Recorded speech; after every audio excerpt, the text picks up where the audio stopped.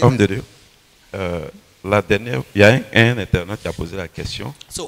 Il a dit, vous avez dit que c'est à cause du message que Jésus est mort. Oui. Que c'est à cause de son message. Et non spécifiquement que le sang de Jésus a coulé pour le pardon des péchés. Oui. Il voulait savoir pourquoi vous avez dit ça. Que c'est à cause du message De qu'il vous, est mort. de vous à moi, disons-nous la vérité. Nous ne pouvons pas avoir un évangile d'amour qui commence par le sacrifice humain. Nous parlons d'un Dieu d'amour, car Dieu a tant aimé qu'il va donner son Fils unique. Ce n'est pas car Dieu a tant aimé le monde qu'il a décidé de tuer son Fils unique. Jean 3,16 dit, car Dieu a tant aimé le monde qu'il a donné son Fils unique afin que quiconque croit en lui ne périsse point mais ait la vie éternelle. Oui ou non? Tout à fait. De vous à moi, qu'est-ce qui donne le salut à quelqu'un? Croire que Jésus-Christ est mort ou croire en son message et l'appliquer? Croire en son message et l'appliquer. Le monde entier aujourd'hui croit que Jésus a existé. Et il y a plein même qui croient que Jésus est mort pour leur péché, qui croient au sang de Jésus, mais qui désobéissent en disant, son sang a déjà coulé, je peux vivre comme je veux. Dieu n'a pas donné son Fils pour que nous recueillions son sang. Dieu a donné son Fils pour nous communiquer le message en lequel la foi doit être. La foi vient du sang ou la foi vient de ce qu'on entend? La foi vient de ce qu'on entend. Notre foi ne doit pas être dans le sang. Notre foi doit être dans ce que Jésus a donné comme parole. Et qu'est-ce qu'il a donné comme parole? Répentez-vous car le royaume des cieux est proche. Cherchez le royaume des cieux. Il n'a pas dit chercher mon sang. Cherchez le royaume des cieux et la justice, et toutes choses vous seront données en plus. Il dit, ce ne sont pas ceux qui disent Seigneur, Seigneur qui rentreront dans le royaume des cieux, mais ceux-là qui croiront au mon sang. C'est ça? Non du tout. Mais ceux-là seuls qui font la volonté de mon Père qui est dans les cieux. La volonté du Père, ce n'est pas de venir citer le sang. Quand nous disons, le jour où vous m'entendez dire que Jésus est mort pour les péchés, c'est parce que on l'a tué à cause du message qui va nous délivrer du péché, que moi je peux dire que c'est pour le péché qu'il est mort. Mais pas qu'il a été sacrifice dans le sens de la volonté de Dieu de le tuer. Dieu n'a pas voulu tuer Jésus, mais Jésus est mort de la main des impies. C'est ce que l'apôtre Paul dit. Il est mort de la main des impies. Je vous montre. Hein? Je vous montre. Regarde Actes chapitre 3, verset 13. Le Dieu d'Abraham, d'Isaac et de Jacob, le Dieu de nos pères, a glorifié son serviteur Jésus. A glorifié qui? Son serviteur. Son serviteur. On précise bien, parce que tout le monde est d'accord que le Dieu que nous appelons le Père, c'est le Dieu d'Abraham, d'Isaac et de Jacob. Oui ou non? Oui. D'accord. Mais le Dieu d'Abraham, d'Isaac et de Jacob, c'est bien dit clairement ici, dans Actes chapitre 13, chapitre 3, verset 13. Hein? Actes chapitre 3, verset 13, qu'est-ce qu'il a dit? Le Dieu d'Abraham, d'Isaac Et de Jacob. a fait quoi? Le Dieu de nos pères a glorifié son serviteur Jésus. Que vous avez livré. Ce n'est pas Dieu qui l'a livré. Que vous avez livré et régné devant Pilate, qui était David qu'on le relâcha. C'est pas ça? Tout à fait. Donc c'est eux qui l'ont livré. C'est eux qui l'ont tué. Mais comme toute chose concourt au bien de ceux qui aiment Dieu, Dieu a prévu de le ressusciter afin de le confondre.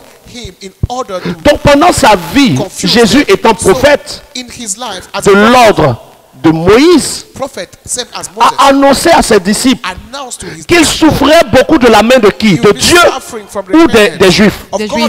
Il n'a jamais dit de la main de Dieu.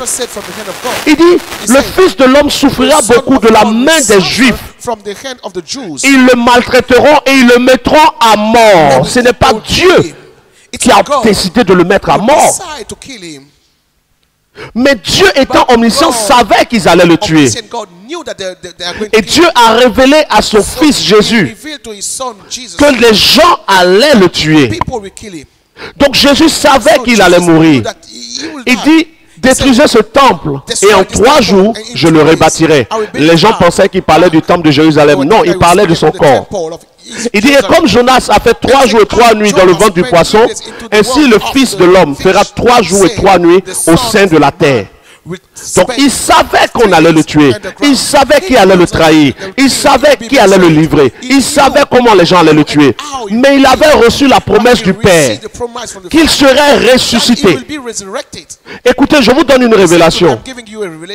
Il m'a été fait la grâce de prier Dieu pour des gens qui étaient morts et qui se sont levés. Et ceux qui sont avec moi à l'assemblée le savent. Ceux qui me suivent depuis des années, vous avez déjà entendu ces témoignages plusieurs fois. Mais les personnes pour lesquelles je suis parti et à qui j'ai dit de se lever, qui se sont levées, sont les personnes qui ne sont pas mortes selon la volonté de Dieu. Parce que quand quelqu'un meurt selon la volonté de Dieu, selon son temps, on ne peut pas le ressusciter. Si Dieu a décidé d'appeler quelqu'un à lui, toi tu es qui pour venir dire à la personne de revenir? On ne ressuscite que ceux qui meurent sans être morts selon le plan parfait de Dieu. Jésus a ressuscité Lazare parce que ce n'était pas la volonté du Père que Lazare meure. Jésus a ressuscité la fille de Jairus. Si c'était la volonté du Père que le Fils meurt, le Père ne ressuscite pas le Fils. Jésus a été ressuscité parce qu'il a été tué par la volonté des hommes. On leur a demandé de choisir entre Barabbas et Jésus. Qui ont-ils choisi? Barabbas. Mais est-ce que c'était juste qu'ils choisissent Barabbas? Non. Quel est le chemin qu'ils ont emprunté pour le tuer? Le chemin de l'injustice. Dieu veut que Jésus meure. Ça sera dans la justice. C'est les hommes qui ont fait des magouilles pour le tuer. Il a dit, qui d'entre vous me convaincra de péché? Pour quelle raison me tuez-vous? Pourquoi voulez-vous me tuer? Et ils lui ont dit, parce que tu dis que tu es le Fils de Dieu. Voici pourquoi nous te tuons. Jean chapitre 10, vérifions. Jean chapitre 10, verset 11. Il dit, je suis le bon berger. Le bon berger donne sa vie pour ses brebis. Quand il dit je suis le bon berger donne sa vie pour ses brebis. Ce n'est pas pour dire je vais donner mon sang pour vous. C'est pour dire que comme bon berger, je sais qu'on va me tuer à cause du message, mais j'accepte de mourir pour le message. C'est tellement précis. Le bon berger donne sa vie pour ses brebis. Jésus a des qualités que Dieu avait appréciées aussi chez David. David était berger. Et quand le lion venait prendre une brebis parmi le troupeau de David, David partait arracher dans la gueule du lion même le morceau de la brebis au risque de sa vie. Au risque de sa vie, Jésus a accepté de venir donner le message. Et finalement, ils l'ont tué. Mais Dieu, qui n'était pas d'accord avec le mensonge et la manière dont ils ont menti pour le tuer, l'a ressuscité des morts. Jean chapitre 10, vérifions. Il dit ceci.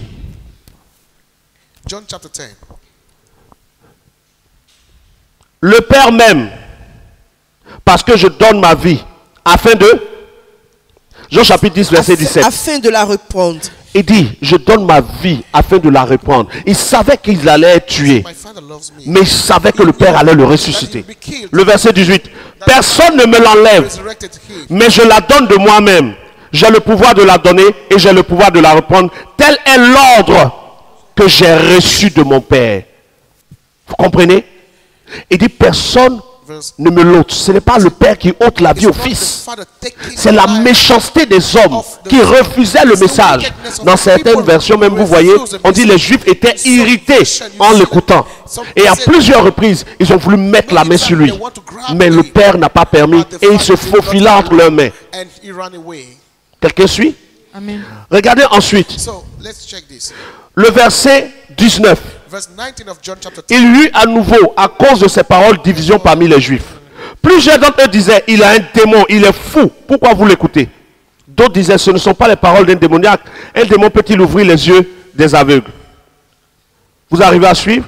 Oui. Regardez maintenant. Il dit, le verset 31. Alors les Juifs le prirent de nouveau des pierres pour le lapider. Jésus leur dit, je vous ai fait voir plusieurs bonnes œuvres venant de mon Père. Pour laquelle me lapidez-vous? Ils vont répondre pourquoi ils veulent le tuer. Les Juifs lui répondirent, ce n'est point pour une bonne œuvre que nous te tuons. Nous voulons te tuer, nous voulons te lapider. Mais pour un blasphème. Et parce que toi, qui es un homme, tu te fais Dieu. Jésus leur répondit, n'est-il pas écrit dans votre loi, j'ai dit vous êtes des dieux? Si elle appelait Dieu ceux à qui la parole a été adressée, et si l'écriture ne peut être anéantie, celui que le Père a sanctifié et envoyé dans le monde, vous lui dites tu blasphèmes. Et parce que j'ai dit je suis le Fils de Dieu, parce qu'il disait je suis le Fils de Dieu, c'est la raison pour laquelle on l'a tué. Ils ne l'ont pas tué parce que Dieu voulait qu'on le tue, parce que Dieu a besoin du sang. Dieu n'a pas besoin du sang.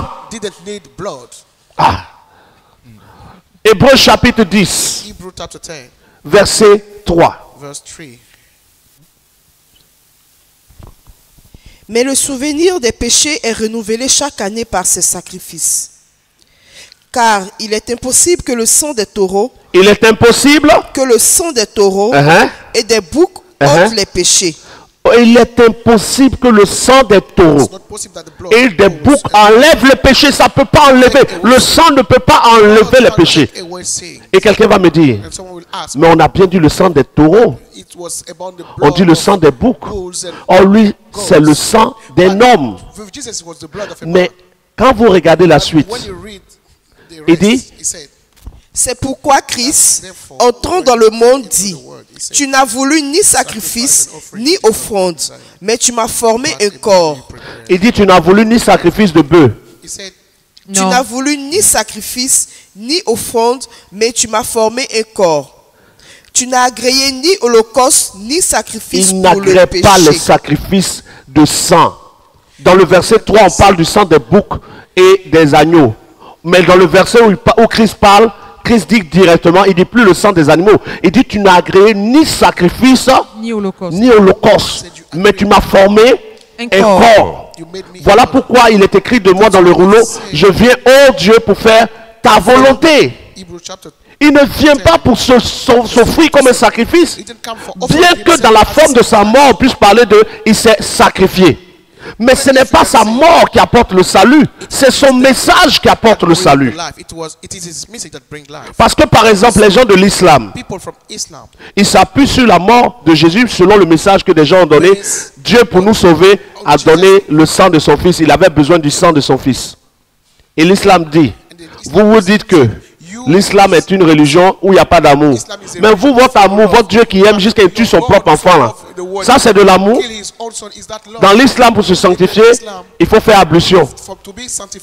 Dans l'évangile, le faux évangile, pour se sanctifier, il faut le sang d'un être humain qui est mort. Comment la mort de quelqu'un peut devenir le sacrifice du sang avec lequel on se nettoie? Non. Dieu nous sanctifie par l'obéissance, car l'obéissance vaut mieux que les sacrifices. Dieu préfère des enfants obéissants plutôt que des enfants qui attendent le sang de quelqu'un pour être sanctifiés.